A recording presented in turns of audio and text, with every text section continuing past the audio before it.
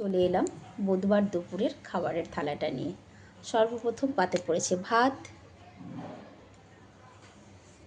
তারপরে একটি শুকনো লঙ্কা ভাজা, লবণ।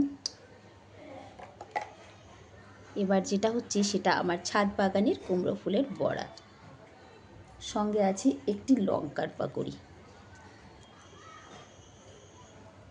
খাওয়ার মানুষ কম, রান্না বেশি। মূলো শাক ভাজা, সঙ্গে আছে একটি পাঁচমিশালি ভাজা, মানে পাতাকপি ভাজা, যেটাকে অনেক রকমের সবজি দিয়ে ভাজা করা হয়েছে। এক বাটি মুসুরির ডাল, কাঁচা লঙ্কা, টমেটো, ধনেপাতা দিয়ে। আর মূলোর শাকটা ভেজেছি যখন, তার মানে মূলোর সবজিটাও হয়েছে। তবে আজকে সম্পূর্ণ নিরামিষ থালা। আর যেটা আগে দেওয়া দরকার ছিল সেটাই ভুলে যাই, সেটা হচ্ছে 1 গ্লাস জল। তো বন্ধুরা, আজকে দুপুরের খাবারের থালিটা কেমন হয়েছে অবশ্যই একটি কমেন্ট করে জানাবে।